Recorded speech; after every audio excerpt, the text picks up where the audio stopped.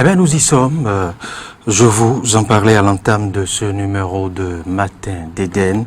Nous recevons dans ce numéro de Convainc-moi Jules Léandre Kitty, le délégué national du parti UDBN, le délégué national à la communication du parti UDBN. Avec lui, nous allons nous intéresser aux innovations au profit de la jeunesse, les innovations du parti UDBN au profit de la jeunesse. Après la difficile transition au sommet du parti UDBN, eh bien, la formation politique que gérait Madame Claudine Afiavi-Prudencio, qui reste, vous le savez, la présidente d'honneur de cette formation, eh bien, s'investit comme à sa bonne habitude dans l'éducation et au profit de la jeunesse. Le parti propose une série de bourses aux jeunes apprenants, aux étudiants. La principale question que je partageais avec vous à l'entame de Matin d'Éden, à qui est destinée cette série de bourses? À qui sont destinées ces bourses? Justement, aux militants du parti, seulement aux militants du parti, aux sympathisants, aux proches des fêtiers de cette formation politique, ou à tout jeune béninois? Il nous le dira tout à l'heure. Et quelles sont les modalités, quels sont les profils types que vise justement cette initiative, et quels sont justement les mobiles qui sous-tendent l'investissement de la formation politique dans l'éducation. Julien Kitty, bonjour. Bonjour Loris, président d'abord. Et merci. Bonjour aux amis téléspectateurs et auditeurs aussi. Vous y êtes ce matin, après nous avoir posé ce petit lapin hier. Je l'ai dit, on vous le concède parce que c'est indépendamment de votre volonté. Julien Kitty, bienvenue déjà. Merci d'y être. Merci. Et je vous crois être d'aplomb pour tenir cette trentaine de minutes. Pas de souci, on peut y aller. Alors, je le disais tantôt, Julien Kitty, le parti UDBN proposait depuis quelques semaines une série de bourses aux jeunes bacheliers, aux jeunes étudiants. Mais à quel type de jeunes? Aux jeunes du parti UDBN, aux jeunes béninois ordinaires, quelles sont les modalités pour accéder à ces bourses que vous proposez? Bien, merci, monsieur Davor. Je comprends que la plus grosse préoccupation, votre plus grosse préoccupation a été celle de tous les jeunes qui entendent parler de ces bourses que l'UDBN leur offre, c'est-à-dire à qui c'est destiné, voir comment on y accède.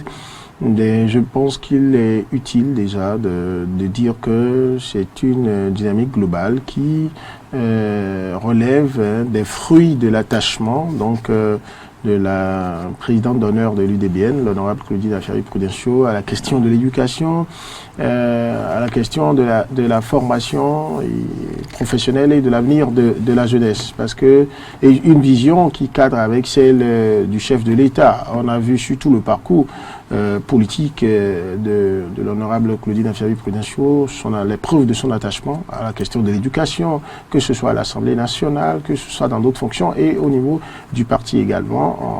Elle a toujours montré cela.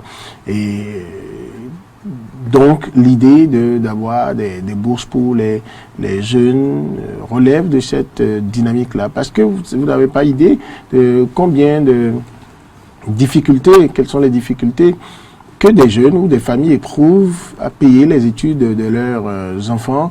Parfois, ils sont pas dans l'extrême pauvreté, mais vous avez même des gens qui ont des conditions moyennes, mais qui ne peuvent pas supporter vraiment la totalité des frais, tout ce que ça implique. Mais imaginez que quelqu'un veuille, que ce soit nécessaire que quelqu'un paye 500 000 francs pour les études de son enfant une année, et qu'il ait la possibilité de dire mais ça revient à 250 000 ou moins que ça. C'est déjà vraiment beaucoup de choses. Un véritable soulagement. Soulagement.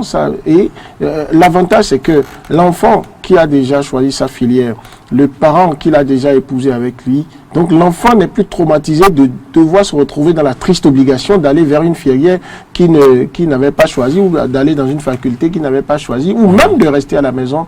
Alors de ce point de vue-là, ces bourses s'inscrivent dans ce cadre-là. Alors à qui c'est destiné? C'est évidemment aux bacheliers. Donc vous donnez la preuve de ce que vous avez le bac, vous voulez vous inscrire à l'université, vous voulez faire une formation, et l'université avec laquelle on a démarré, l'ESTAM, qui est l'école supérieure de technologie avancée de management, avec laquelle on a donc 200 demi-bourses pour les jeunes bacheliers.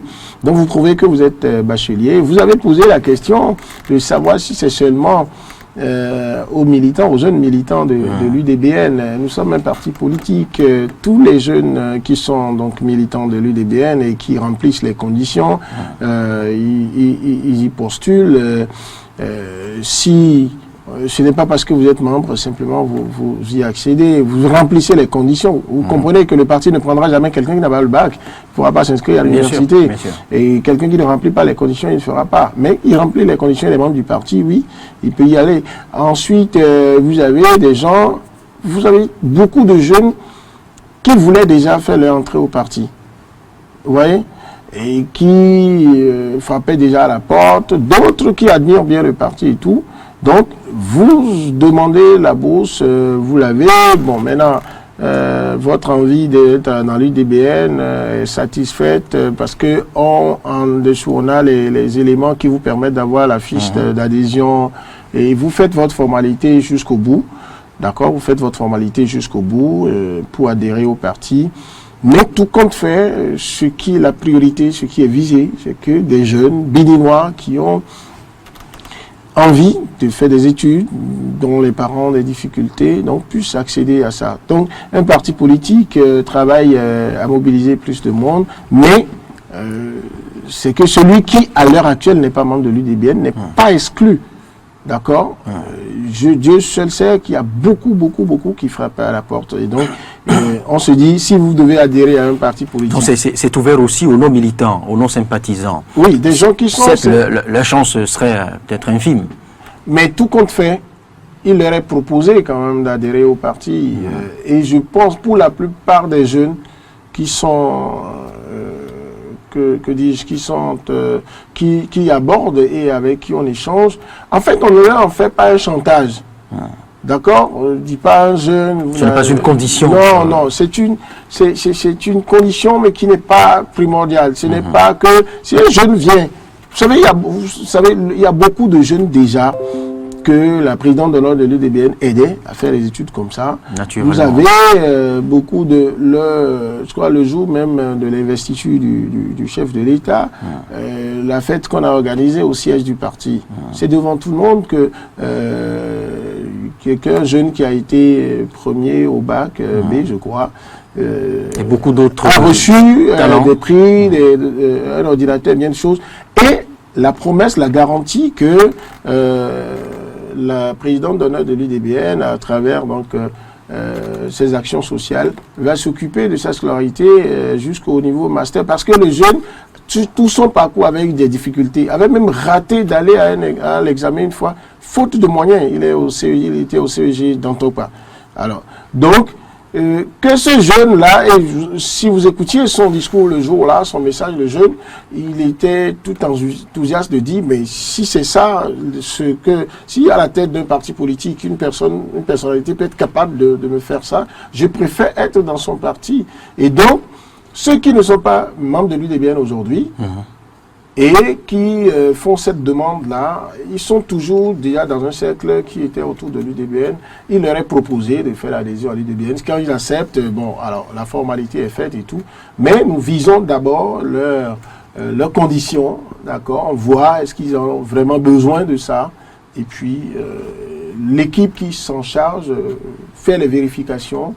Et puis les listes sont envoyées vers l'université. Et c'est vous dire que ça ne s'arrête pas là, c'est une grosse dynamique. C'est beaucoup d'autres universités et qui ça suscite beaucoup d'engouement. C'est beaucoup d'autres universités donc qui sont en contact avec l'UDBN et qui sont en contact avec la présidente d'honneur de l'UDBN et qui ont exprimé donc leur envie spontanée, leur volonté d'accompagner cette dynamique-là lancée par Madame Claudine Afiari-Prudentiaux. Et même j'ai pu lire dans les messages de certaines universités qui ont insisté sur le fait que sur le caractère vraiment assez maternaliste, je vais dire le caractère assez social, le caractère assez innovant donc de cette initiative-là de Mme Claudine Affaire-Prudentiaux pour dire qu'elle mérite qu'on la soutienne dans ça. Parce que tous les discours qu'on ferait au niveau des partis politiques sur la jeunesse, on dit oui, on aime bien la jeunesse. Vous savez, tous les partis, ils aiment la jeunesse. Mais quand l'UDBN dit les couches prioritaires... Mais comment l'exprime-t-il? Oui, voilà, c'est ça le problème. Le jeune qui a un problème de formation, quand le chef de l'État dit il faut qu'on réoriente le système éducatif béninois, et qu'on l'oriente vers les formations professionnelles. Il faut aller dans l'opérationnel. Il faut que chaque Béninois, personne physique ou morale, en tout cas que, par exemple, dans le cercle d'un parti politique, on puisse dire, voilà ce que nous faisons pour accompagner. Et donc, quand on est parti politique de la mouvance présidentielle comme l'UDBN, dire qu'on aime la jeunesse, ça ne va pas être, ça n'a jamais été d'ailleurs à la bouche, donc il faut aller à l'opérationnel. Voilà ce que nous faisons. Et ajouter à ça la question de l'orientation, d'échange d'informations aux jeunes, l'orientation, la journée d'orientation que l'UDBN à travers sa session universitaire organise, et déjà sa 7e édition, le samedi passé, ça a été organisé. Les jeunes étaient plusieurs milliers à venir. Moi, j'ai été particulièrement surpris par ça. J'ai vu cette soif des jeunes de savoir comment s'orienter. Et votre télévision a eu l'intelligence, et je salue au passage la consoeur qui a réalisé ce reportage, a eu la présence d'esprit, la compétence d'interroger des jeunes réellement, au-delà des discours qui sont faits, pour savoir quel intérêt ils ont à venir à cette séance-là. Parce qu'il y en avait qui étaient dans la salle, même dehors. Mais j'ai vu des jeunes qui ont dit, mais je viens de pousser un ouf de soulagement. Je peux dire maintenant, je sais maintenant, voilà, le choix à faire après le bac. Il y a un autre jeune qui a dit, mais le gouvernement, j'ai compris maintenant que le gouvernement qui veut m'aider à avoir un emploi dans ma vie veut qu'on aille vers les formations professionnelles. Mais quelles sont ces formations professionnelles? On vient de m'en parler. Et j'ai pu détecter que oui, il y a une des formations qui peut être bien pour moi, qui peut bien coller avec mes sens d'intérêt et je peux avancer. Donc, je pense que toutes ces actions-là sont extrêmement utiles et dans les jours à venir, vous allez entendre les noms d'autres universités qui vont pouvoir le faire. Et l'UDBN entend continuer, pérenniser cette action et pourquoi pas l'élargir, même descendre ça au niveau des collèges ou d'autres, tant qu'il y aura des possibilités pour que des familles soient soulagées, ça va se faire. Merci pour ces précisions, Julien Kitim. L'opportunité de cette initiative ou de ces initiatives n'est plus à démontrer quand vous savez justement que nous abordons, sinon les parents d'élèves ou d'apprenants abordent la période de veille ou d'insomnie, qui est cette période d'avant-veille de la rentrée. On commence déjà à penser non seulement scolarité, on commence à penser fourniture. Voilà. Et quand on se réfère à son salaire, on se dit mais comment serait-ce possible? Voilà. C'est ce que j'appelle la période d'insomnie. Absolument. pour les parents d'élèves et étudiants. Donc c'est en cela que c'est super opportun. Et ça peut éviter des AVC. Hein. Ça peut éviter à un parent de faire les AVC. Donc imaginez qu'on va faire de l'arithmétique. Vous avez un salaire peut-être de 150 000 francs, bon, pour le fonctionnaire moyen, mais vous devez payer, ne serait-ce que pour la première tranche, vous devez être au-delà de 250, 300 000, et on vous dit, bon, mais avec 75 000, vous avez tout réglé.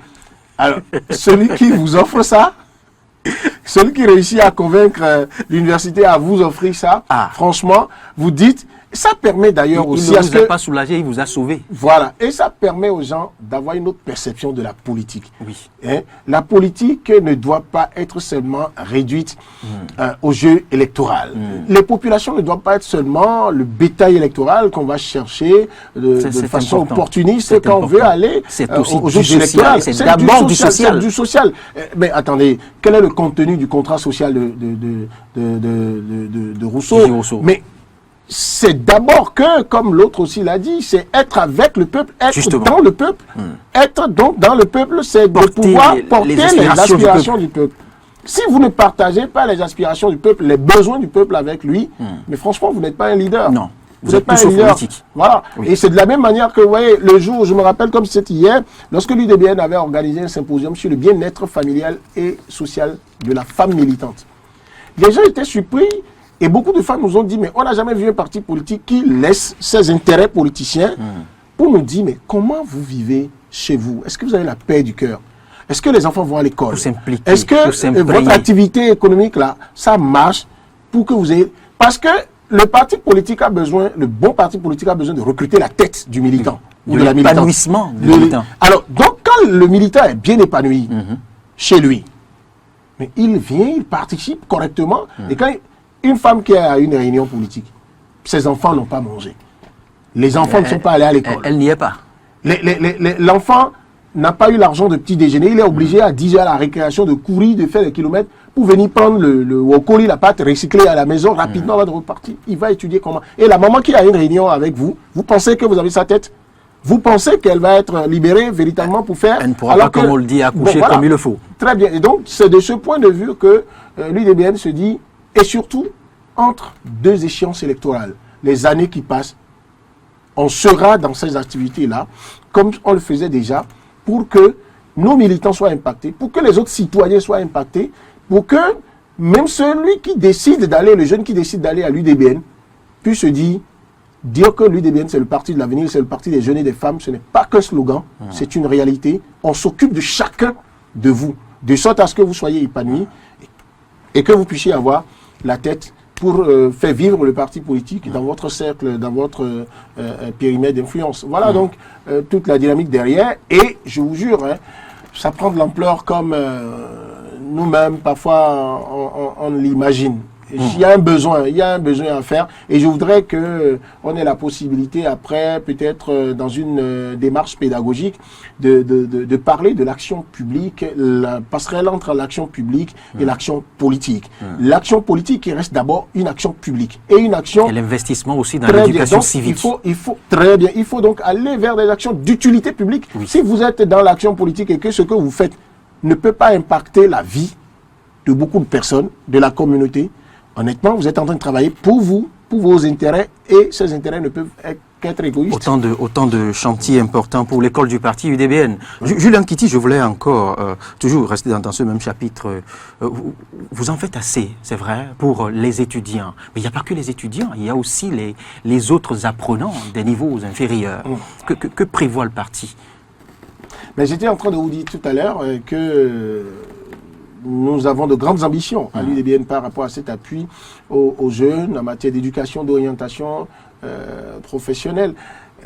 Et ça commence au niveau des universités. Des dons de tables, de bancs et autres. Alors, donc, à des écoles. Vous faites bien de le rappeler, pour ce qui montre que l'UDBN, et ses responsables notamment, sa présidente d'honneur, Mme Claudine Afia-Prudencio, était déjà dans cette dynamique-là. Au niveau des collèges, moi j'ai vu il y a quelques années quel a été le soulagement, le grand soulagement des enfants du CEJ à Rossoukwita, pour ne prendre que cet exemple-là, qui prenaient les cours en s'asseyant sur des briques, s'il vous plaît.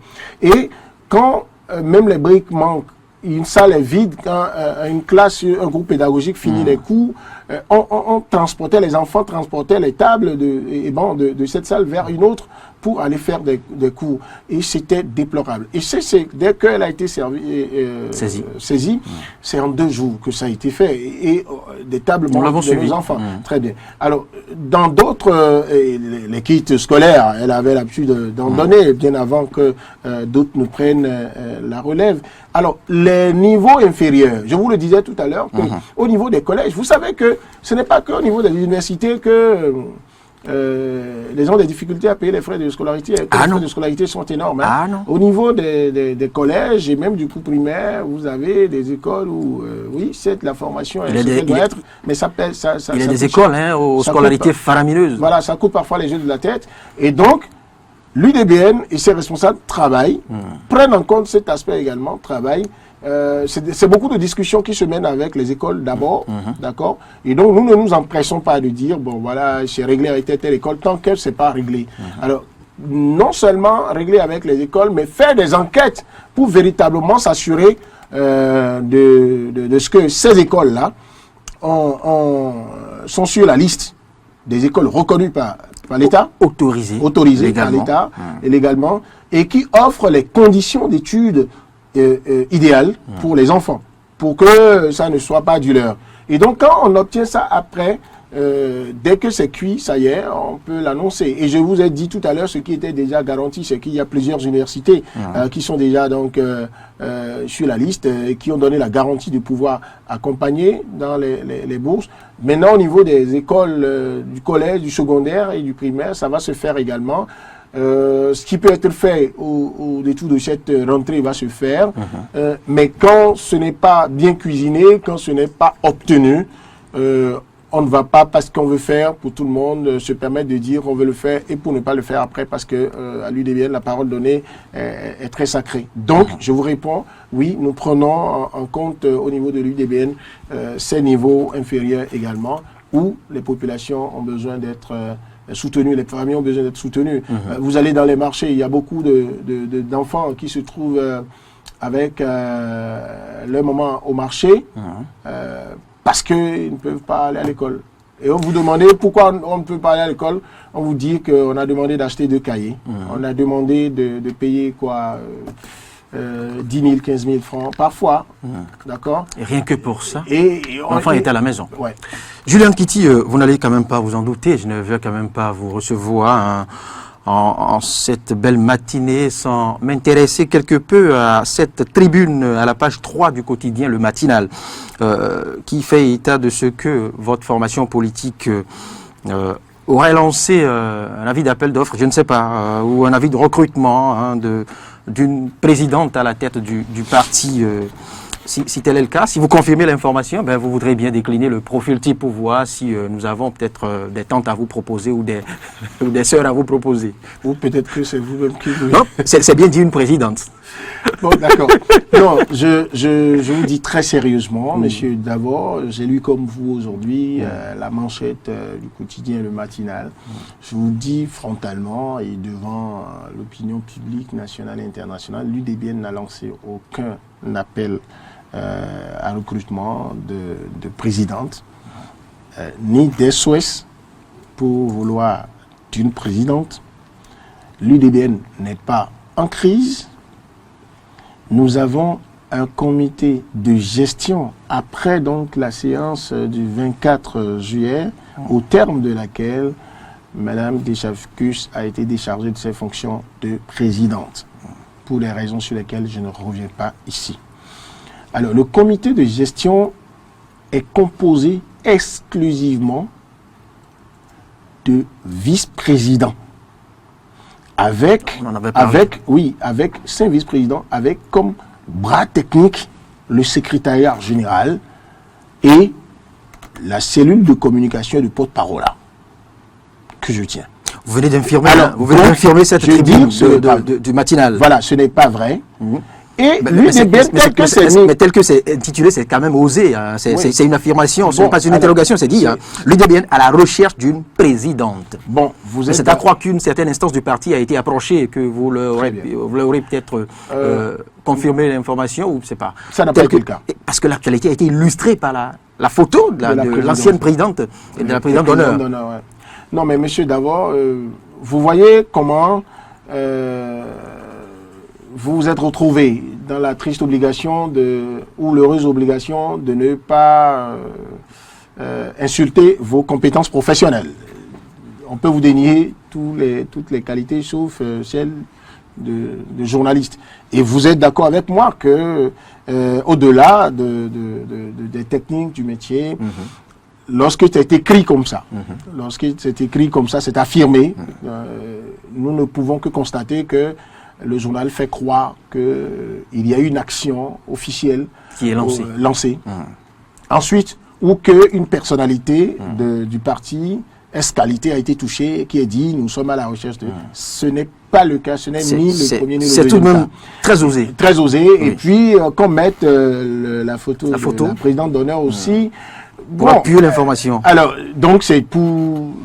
Qu'est-ce qui peut être derrière? Moi, je ne... je pense qu'une interrogation protégerait mieux la rédaction du matinal. Tout compte fait, nous sommes habitués Nous sommes habitués. Merci. Mais donc, l'UDBN, c'est terminé. L'UDBN, donc, je vous en prie, avant de partir, je réitère sur ce plan-là qu'il faut que les gens, les uns les autres, retiennent que l'UDBN n'est pas du tout en crise. Et le processus qui devrait amener à ce que vous ayez, on donne une autre figure comme présidente ou président de l'UDBN, c'est l'UDBN qui l'organise avec ses instances. Donc, il n'y a pas de calendrier que quelqu'un puisse nous imposer du dehors. Et le parti fonctionne correctement aujourd'hui. Je peux vous le certifier avec le comité de gestion et le conseil. Merci. Merci pour la précision. C'est très important, hein, cette précision. Merci de nous d'avoir partagé avec nous les innovations du parti au profit de la jeunesse. Nous savons désormais que voilà, les bourses, les nombreuses bourses sont ouvertes à tous les jeunes du pays. C'est vrai que le jeune militant, le jeune sympathisant, l'UDBN a plus de chance, mais c'est ouvert. Hein, et le jeune qui vient et qui veut entrer, dès qu'il fait ses formalités, tout ça, ça lui donne plus de chance. Ah oui. Voilà. Merci. Et nous avons fini par savoir aussi que voilà, que l'UDBN n'est pas à la recherche d'une présidente, qu'aucun appui d'appel d'offres n'a été lancé. L'UDBN est trop sérieux pour être dans ce jeu. Sinon, moi, je m'attendais à ce qu'il décline le profil et qu'on voit un peu l'essentiel de la vie d'appel d'offres ou de... Et vous savez avec moi que vous pouvez croire au moins à ma parole. On n'est pas porte-parole. Allez, merci. Merci Jules. Merci Jules. Bonne journée à vous.